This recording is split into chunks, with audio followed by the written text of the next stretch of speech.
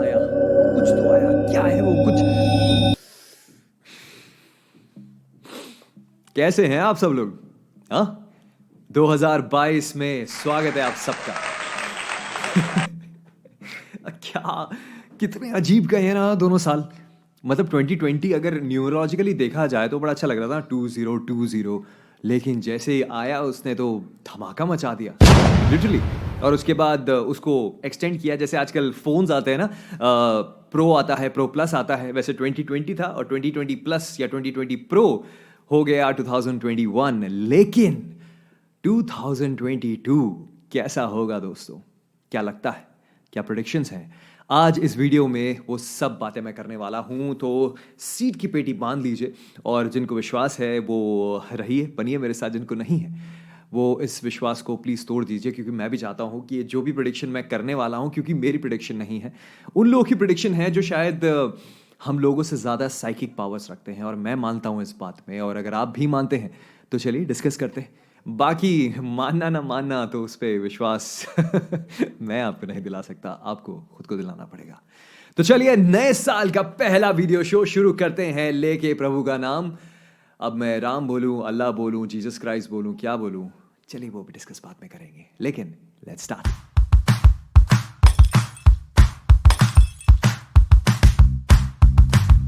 शुरुआत करने से पहले मैं बस एक बात आपसे पूछना चाहता हूं, और मैं चाहता हूं कि प्लीज़ इसका जवाब आप कमेंट सेक्शन में ज़रूर दें, क्योंकि शायद एक हीटेड डिबेट हो सकता है। सवाल मेरा यह है कि एक आम इंसान को, एक इंसान को, आम बनाना खरबूजा छोड़िए, एक इंसान को जीने के लिए क्या चाहिए? क्या चाहिए आपके हिसाब से? क्या चाहिए? मेन मेन चीज़ें।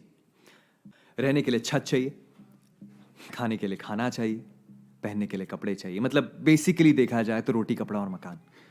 लेकिन हम सब क्या इसमें संतुष्ट हैं? मुझे नहीं लगता। हमें चाहिए ऐसी जगह जहां पे हम अपनी ईगो सेटिस्फाई कर सकें। हम कह सकें कि भाई हम एक धर्म को बिलोंग करते हैं और ये जो पूरी कायनात है उसी धर्म को फॉलो करेगी। धर्म छोड़िए, आप सोसाइटी में रहते हैं ना, सोसाइटी में अगर आपने नोटिस किया होगा कि कुछ लोग गुजराती हैं, कुछ लोग बंगाली हैं, कुछ लोग किसी दूसरे साउथ इंडियन हैं। तो जो लोग वहाँ हैं या जिनकी वहाँ ज़्यादा तादाद है, वो लोग नहीं चाहते कि कोई दूसरा धर्म का या दूसरे कल्चर का इंसान उनके साथ शिफ्ट हो या उनके साथ रहना शुरू करे। हिंदू मुस्लिम तो टॉप प्लेयर है, लेकिन आपने नोटिस नहीं किया कि उसके नीचे कितने सारे सब डिविजन्स हैं? मैं जिस सोसाइटी में रहता हूं उस सोसाइटी में डिस्टिंक्शन दिखते हैं। जो लोग गैरेज में रहते हैं उन लोगों से बहुत भेदभाव किया जाता है, जैसे वो इंसान ही नहीं। लेकिन जो लोग टॉप के मंजिलों में रहते हैं वो अच्छे हैं, सोबर हैं, उनको जीने का अधिकार है। छोटी छोटी चीज़ों को अगर हम नोटिस करें ना, तो मैं इस बात से तो 100% वाकिफ हूं कि इंसान की ईगो से बड़ा इस दुनिया में कोई नहीं। सच में, अगर इंसान की ईगो सेटिस्फाइड है, अगर उसे लगता है कि वो जो सोच रहा है वो मुकम्मल होगा, तो शायद वो खुश होगा। हमें इस वक्त दोस्तों तैयार रहना चाहिए उन विपदाओं से जो आने वाली हैं। और ये जो प्रेडिक्शंस हैं, अब ये प्रेडिक्शन कितनी सच होती हैं नहीं होती हैं, लेकिन ये वो प्रेडिक्शंस हैं जो उन लोगों की जुबान से, उन लोगों की राइटिंग से आई हैं जो आज से कितने सालों पहले इस दुनिया से गुजर चुके हैं। लेकिन उनकी बातें, उनकी भविष्यवाणी 70 से 85% तक सच हुई हैं।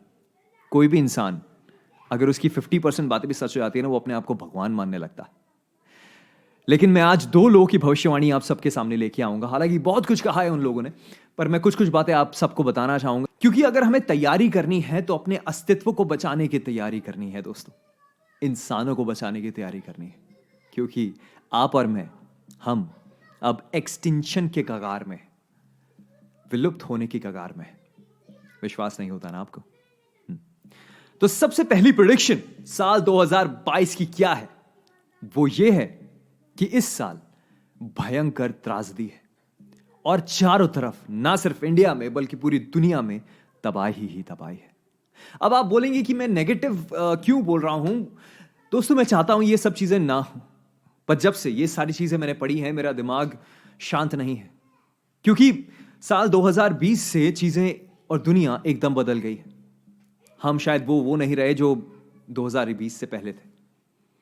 एक 100 साल का लीप हम लोगों ने लिया है और अब आने वाले वक्त में क्या क्या हो सकता है उसकी तैयारी अगर हम कर लें तो शायद आप और मैं और हमारा परिवार बच सके, क्योंकि हम अभी लगे हुए हैं अपने धर्म को बचाने।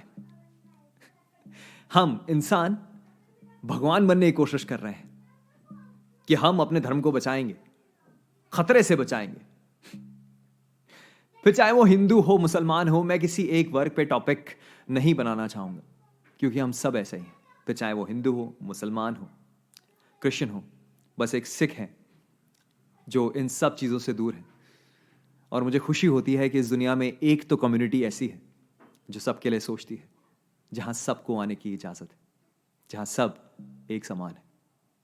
पर हम नहीं मानते यार, हमें सेटिस्फैक्शन नहीं मिलती, और ये सेटिस्फैक्शन का ही तो गेम है सारा। जब तक एक राष्ट्र एक धर्म से नहीं चल सकता, जब तक वहां के सारे लोग एक धर्म के नहीं होंगे, तब तक हम चैन की सांस नहीं लेंगे, है ना?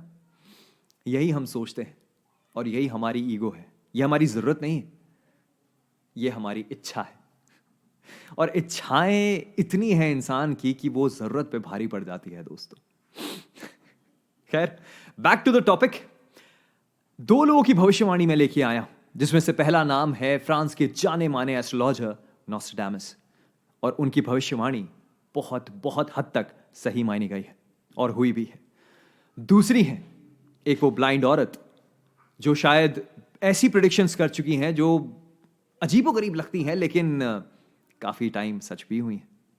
बाबा वेंगा, जो देख नहीं सकती, लेकिन जो देख नहीं सकते वो आपके और मेरे नजरिए से बहुत दूर तक देख सकते।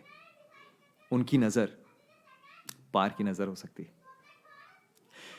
दोनों ने प्रिडिक्ट किया है कि साल 2022 में भयंकर तबाही होगी, सुनामी आएगी, और सुनामी शायद ऊपर से आएगी। कैसे? क्योंकि प्रेडिक्शन में लिखा गया है कि एक धूमकेतु बहुत भारी मात्रा में धरती पर गिरेगा और वो समुद्र पे गिरने के बाद ऐसी तबाही मचाएगा जो शायद कोस्टल एरियाज हैं हमारे आसपास के, उनको नष्ट कर सकता है। वैसे ही हम बारिश से बच नहीं पाते, थोड़ी सी बारिश हो जाती है हम पानी पानी हो जाते हैं, लेकिन अब ऐसी तबाही अगर हम आएगी तो क्या होगा, ऊपर वाला जाने। दूसरी प्रेडिक्शन, इस साल एलियन दिख सकते हैं दोस्तों, एलियंस दिख सकते हैं इस साल। क्यों? क्योंकि आर्टिफिशियल इंटेलिजेंस इस दुनिया में बहुत ज्यादा बढ़ गई है। रोबोट्स हमारी तरह अब इंटेलिजेंट हो गए हैं, और वो वक्त दूर नहीं है जब रोबोट्स हमसे ज्यादा तेज होने वाले हैं। अभी भी एलेक्सा से कुछ भी पूछो, उसके पास जवाब ही जवाब होते हैं। क्या आपने कभी रियलाइज किया कि जो हम फिल्मों में देखते हैं वो एक्चुअली में हकीकत होने वाली है? और बहुत सी ऐसी फिल्में बनी हैं जो सच्ची घटनाओं पर आधारित हैं, या फिल्में पहले बनी हैं और ऐसा हो गया है। कोरोना वायरस पे कितनी फिल्में बनी थी। वायरस से मुझे एक और प्रेडिक्शन याद आई जो इन दोनों ने कहा है कि एक वायरस साइबेरिया में पाया गया है जिस पे शोध चल रही है, और ग्लोबल वार्मिंग के चलते वो वायरस जो बहुत सालों से स्नो से ढका हुआ था वो बाहर आएगा और बहुत बड़ी तबाही मचाएगा। कोरोना कम नहीं है, लेकिन एक और वायरस आने वाला है, मतलब फ्री गिफ्ट जिसे आप सोच सकते हैं 2022 का। अब वो वायरस क्या कर सकता है इसके बारे में तो अभी तक उन लोगों को भी नहीं पता, शोध चल रही है। लेकिन कभी भी अगर वो हमारे वातावरण से टकरा गया तो शायद आने वाले वक्त में जो ज़ॉम्बीज़ हम देखते हैं वो शायद सच हो जाए, शायद। भारत की अगर बात करें तो भारत में बहुत जल्दी सिविल वॉर हो सकती है, जो मुझे शायद आसार नज़र आ रहे हैं।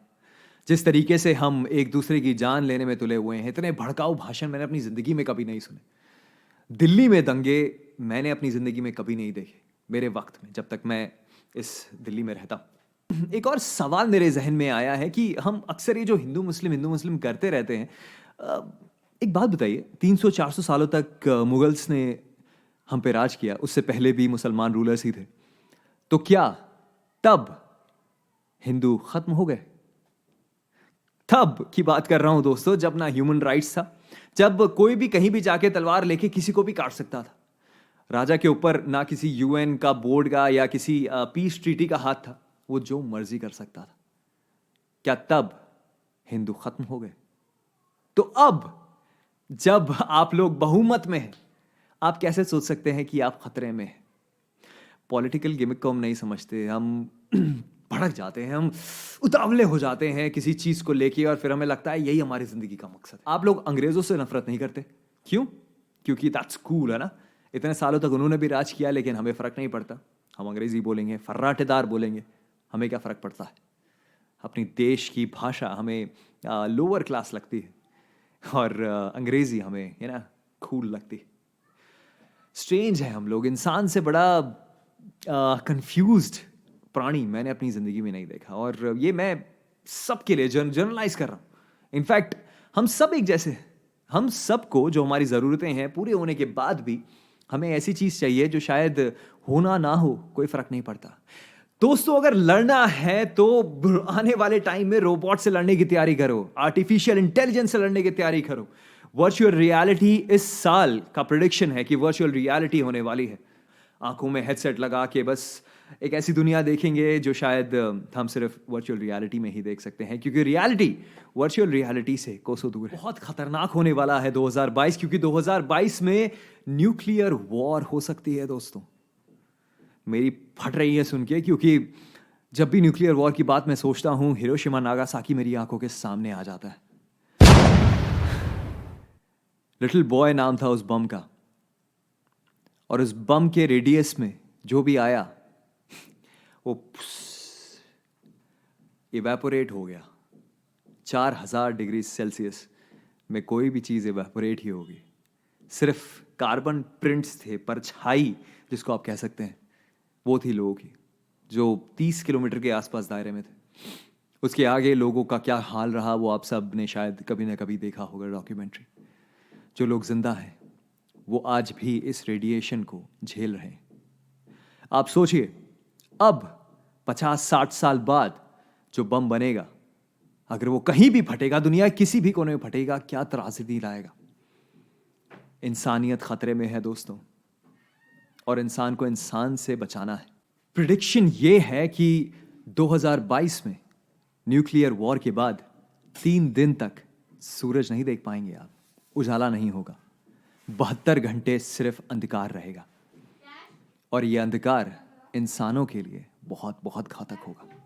हमें प्लानिंग करनी चाहिए कि हम इंसान को कैसे बचा सकते हैं, लेकिन हम प्लानिंग कर रहे हैं कि दूसरे कौम को, दूसरे कल्चर को कैसे नष्ट कर सकते हैं।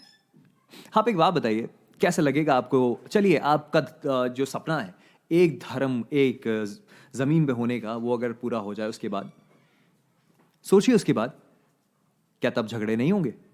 क्या तब लड़ाइयां नहीं होंगी? क्या तब जो अपर कास्ट के लोग होंगे वो लोअर कास्ट को मारने की कोशिश नहीं करेंगे? अभी भी हो रहा है। लोगों को इसलिए मार दिया जा रहा है क्योंकि वो एक लोअर क्लास था और अपर क्लास के साथ उसने खाना कैसे खा लिया या उसका पानी कैसे शेयर कर लिया।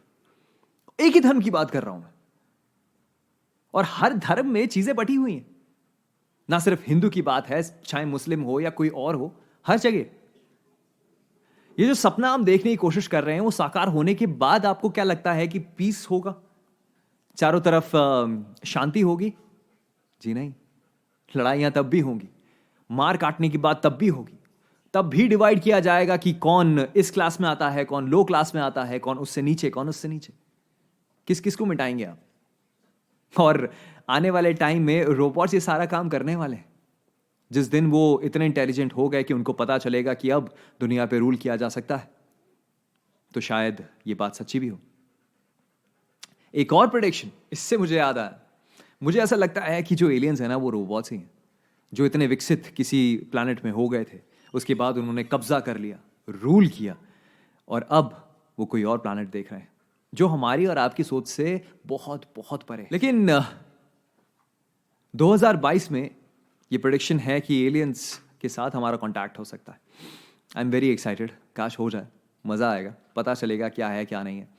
लेकिन ज़रूरी नहीं है कि वो आके हमसे हाथ मिलाएंगे या बोलेंगे हे वेलकम या let us have a good time. हो सकता है वही विनाश का कारण हो, क्योंकि अगर कोई दूसरे प्लैनेट से हमारे प्लैनेट में आ सकता है तो वो कुछ भी कर सकता है।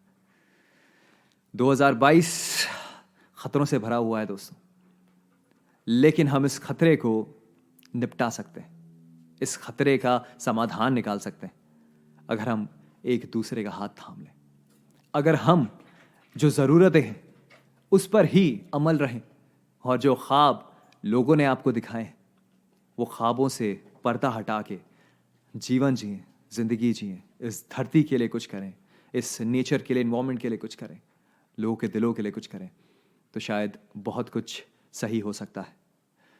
और नॉस्ट्रेडामस और बाबा वैंगा की ये जो भविष्यवाणी है, मैं बस दुआ करूंगा, प्रार्थना करूंगा कि सच ना हो, क्योंकि अगर ये हुई तो आने वाला वक्त बहुत बहुत खतरनाक हो।